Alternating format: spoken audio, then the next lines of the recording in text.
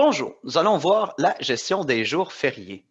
Donc, la gestion des jours fériés est l'endroit où nous allons tout simplement sélectionner le jour férié en question et grâce au module, calculer le 1/20e des heures assurables de la période précédant, donc les 4 semaines précédant le jour de paye, donc le jour férié.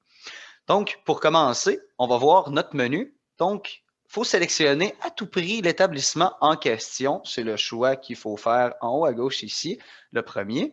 Par la suite, bien entendu, s'il y a une société à sélectionner, si vous en avez plusieurs, elle est à sélectionner juste ici. Si on a un employé en question, je vous dirais la plupart, on le laisse à tous. Vous allez voir pourquoi lorsque je vais lancer la recherche par la suite. On va y aller avec l'action de grâce. Donc, je sélectionne mon jour férié en question. Le début, donc, c'est les 4 semaines précédant le jour férié qu'on doit aller chercher avec le calendrier. Donc, dans notre exemple, on est le 12 octobre, c'est notre jour férié. Les 4 semaines précédentes, donc, c'était pour la fin, c'est le 10 octobre.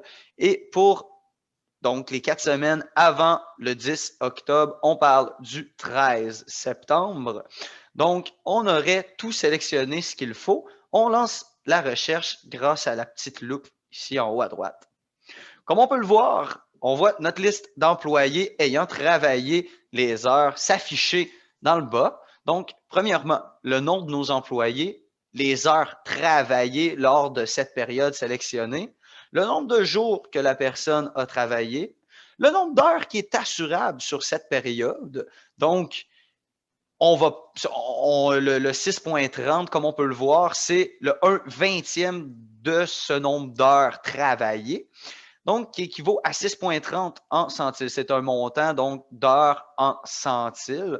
Donc, 0,5 équivaut à et demi. Donc, tout ce qui est ici, les champs heures à inscrire peuvent être modifiés directement. Donc, si je désire appliquer 8 heures pour Adam Lausier, je peux modifier directement un 8 heures. Émeric, même chose.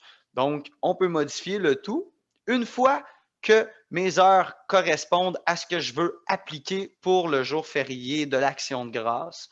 Je viens sélectionner les employés dont je vais effectuer l'action suivante. Et l'action qui est à prendre, donc, c'est avec le tableau juste ici en haut à droite. Donc, action à prendre, on peut décider de banquer, de payer ou de rien faire du tout pour ces personnes-là.